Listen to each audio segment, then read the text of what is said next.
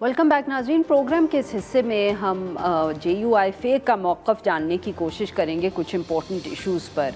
Obviously JUIFA का हमने देखा है पिछले दिनों में कि एक बहुत अहम रोल रहा है, ख़ास तौर पे कानून साजी को लेकर। जो अगर हम 26वीं आईनी तरमीम की ही बात करें तो बहुत एक अहम उन्होंने रोल अदा किया, न सिर्फ अपने वोट्स की वजह से, पर जिस तरह उन वोट्स को इस्तेमाल करके उन्होंने उस कानून में तरामीम, कॉन्स्टिट्यूशन की अमेंडमेंट में तरामीम की इससे पहले कि वो पास हो जाता। इस वक्त भी JUIFA ने जो बलूचिस्तान में माइन एंड मिनरल बिल है उसको चैलेंज किया हुआ है कोर्ट में। नेशनल असेंबली में जब ये एंटी टेररिज्म लॉज में पिछले दिनों में तब्दीली की गई, जिनसे पावर्स दिए गए हैं लॉ इन्फोर्समेंट एजेंसीज़ को कि वो 90 दिन के लिए लोगों को पकड़ सकें चार्ज किए बगैर, उस पर भी JUIFA की तरफ से बहुत तनकीद की गई। मौलाना फजल रहमान साहब ने ख़ुद उसका ज़िक्र जब किया तो उन्होंने कहा कि इन कवानीन के तहत पाकिस्तान के हर शहरी को पैदाइशी मुजरिम बना दिया है। उन्होंने दहशतगर्दी का भी हवाला दिया और किस तरह कि अभी तक ये एक ऐसा मसला है जो पाकिस्तान हल नहीं कर पाया। इसके साथ साथ हम ये भी जानने की कोशिश करेंगे कि ये जो आजकल क़यासराई हो रही है, कभी 27वीं आईनी तरमीम के हवाले से, कभी ये कि सूबे और बनने चाहिए, तो इनके ऊपर JUIFA क्या सोच रही है या क्या देख रही है। और इस सब पे गुफ्तगू करने के लिए हमारे साथ मौजूद हैं कामरान मुर्तज़ा साहब, बहुत अहम रुकन हैं JUIFA के। Welcome to the show sir. Kamran sahab, सबसे पहले तो सर ये बताइएगा कि सर ये जो अभी पिछले दिनों में कानून साजी हुई हमारी नेशनल असेंबली और सेनेट में, जो तरमीम की गई है एंटी टेररिज्म लॉ पे, तो सर आप लोगों ने इसके ऊपर तनकीद भी की इसको, मगर क्या आप आगे कुछ इस पे आप सोच रहे हैं, कुछ इसको आप कोर्ट्स में चैलेंज करेंगे, जैसे बलूचिस्तान में भी आपने एक कानून को चैलेंज किया हुआ है? इसी तरह के इसी कानून को जो है, ये पहले सूबे की हद तक पास हुआ था, और जब सूबे की हद तक पास हुआ था तो फिर मैंने इसको अपनी ज़ाती हैसियत में चैलेंज किया था, क्योंकि बलूचिस्तान असम्बली में तो इसमें मेरा कोई किरदार नहीं था। तो मासवा इसके कि मैं उसको आर्टिकल 8 के पैरामीटर पे लाता, तो मैं आर्टिकल 8 के पैरामीटर पे ला के या बाकी जो उसकी प्रोविज़न है दस्तूर की, उनके साथ जो है उसको उनका मुवाजना करके कि किस तरह से कौन कौन से हकूक़ जो है वो आम पब्लिक के, बुनियादी हकूक़ आम पब्लिक के जो है मुतासर हो रहे हैं, तो वो यहाँ पे चैलेंज किया हुआ था। मीनवाइल ये डेवलपमेंट हो गई कि इसको पूरे पाकिस्तान पे उन्होंने कहा कि डिस्क्रिमिनेशन हो रही है, बलूचिस्तान के साथ सिर्फ नहीं होना चाहिए, पूरे पाकिस्तान पे जो है ना उन तब सब की जो है ना बुनियादी हकूक़ लिए जाने की कोशिश की जानी चाहिए। तो वो फिर जब नेशनल असम्बली में आया तो मौलाना ने ख़ुद इसको जो है रेजिस्ट किया, और इस ग्राउंड पे कि ये असूल तो ये है कि हर शख्स इनोसेंट है अनलेस कॉन्ट्रेरी इज़ प्रूव्ड, मगर यहाँ पे पाकिस्तान में तो आपने ये कर दिया कि हर शख्स मुल्ज़िम है अनलेस कि कॉन्ट्रेरी इज़ प्रूव्ड। तो ये एक अजीब सी बात वो हो गई है। फिर हमने 2 काउंट्स पे इसको चैलेंज किया था। एक आर्टिकल 9 के पैरामीटर पे हमने इसको चैलेंज किया था कि लाइफ और लिबर्टी के मुताबिक तो इसकी नहीं है, और दूसरा हमने ये कहा था कि इसको ले जाइए इस्लामी नज़रियाती काउंसिल, मगर वो दोनों जगह पे इसको ना उस इस्लाम के उसके ऊपर कोई टेस्ट करने के लिए तैयार था, और ना किसी बुनियादी हकूक़ के जो है टेस्ट से गुजारने के लिए तैयार था। तो बदकिस्मती से ये कानून कौमी असम्बली से भी पास हुआ, फिर सेनेट में आया, सेनेट में भी JUI ने रेजिस्ट किया, और रेजिस्ट करने के बाद हमने अपनी अमेंडमेंट्स दी, क्योंकि वहाँ आर्टिकल 10 का जो है ऐसा इस्तेमाल हुआ था वो जिसमें कोई चीज़ जो है वो मिला दी जाए और पता ना चले, लोगों को ये बताया जाए कि हमने कहा है कि आर्टिकल 10 जो है ना यहाँ पे भी अप्लाई करेगा, मगर ये तो प्रिवेंटिव डिटेंशन है। इसमें आर्टिकल 10 का 1 और 2 जो है वो तो आर्टिकल 3 जो है ना प्रिवेंटिव डिटेंशन को जो है वैसे ही वो कर रहा है, तो उसको और मज़ीद ख़राब किया हुआ था उन्होंने। तो वो हमने जो है ना जानबूझ के कुछ जो है ना वो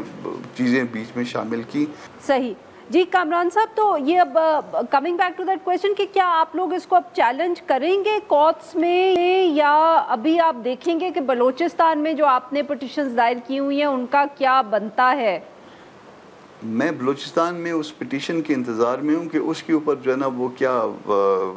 कोर्ट का माइंडसेट क्या है, क्या कोर्ट भी जो है ना वो अवाम के बुनियादी हकूक़ जो है उसके ऊपर जो है उसको इस मामले में देखती रह जाएगी। तो इसको एक तो उसका इंतज़ार कर रहा हूँ, दूसरा मौलाना जो है वो उम्रे में है, تو وہ مولانا صاحب تشریف لے آئیں، پھر ان کا جس طرح سے حکم ہوگا آگے چلیں گے۔ بالکل صحیح۔ اچھا کامران صاحب، بہت آج کل آبویسلی قیاس آرائی ہو رہی ہے 27ویں آئینی ترمیم کے حوالے سے، وہ آپ کا ہم نے ساؤنڈ بائٹ بھی چلایا، آپ نے کہا کہ ابھی تو شاید کسی کو بھی نہیں معلوم، پر سر ویسے آپ لوگ آف کورس ایک بہت بڑی جماعت کا بھی ہیں، آپ لوگوں تک اطلاع پہنچتی ہے، کیا خبر ہے یا آپ کا کیا تجزیہ میں کہہ سکتی ہوں ہے کہ یہ کوئی 27ویں ترمیم کی تیاری ہو رہی ہے، اور اگر ہو رہی ہے تو اس میں کیا ہے یا کیا ہو سکتا ہے؟ ایسا ہے کہ تیاری اگر تو یہاں پہ ہو جہاں پہ عام طور پہ ہونی چاہیے تو وہ باتیں تو آ جاتی ہیں، نکل آتی ہیں، مگر کم از کم یہاں پہ تیاری کی جو ہے نا وہ کوئی ایسی بازگشت نہیں ہے۔ تو اس کے بعد دو باتیں ہو سکتی ہیں، ایک تو نان ایشوز کی طرف جان بوجھ کے جو ہے نا نان ایشو کو جو ہے نا چھیڑ دیا جائے تاکہ ایشوز کی طرف پبلک کی توجہ نہ جائے، ایک تو یہ بات ہو سکتی ہے، اور دوسری جو کہ وہ ہم نے اس کو ڈائلیوٹ کروا کے 26th امینڈمنٹ کو جتنا کمزور کیا تھا اس کو کہیں پہ جا کے وہ میٹ ود کرنے کی کوشش کی جائے، یا پھر یہ صوبوں والا جو مسئلہ چھیڑا گیا ہے یہ بھی اس میں لایا جائے، کیونکہ 18th امینڈمنٹ یہ کھٹکتی ہے ان کو۔ تو یہ ایک ایسی تکلیف دہ بات ہے کہ اگر یہ گورنمنٹ نے یا سسٹم نے اس کو نگلنے کی کوشش کی تو یہ ایسی ہڈی ہے کہ کہیں پھنس جائے گی۔ پر سر صوبوں کا آپ نے خود ہی ذکر کر دیا، تو آپ کی بات سے کیا میں یہ سمجھوں کہ آپ یا جے یو آئی فے اس حق میں نہیں ہیں کہ اور صوبے بنے؟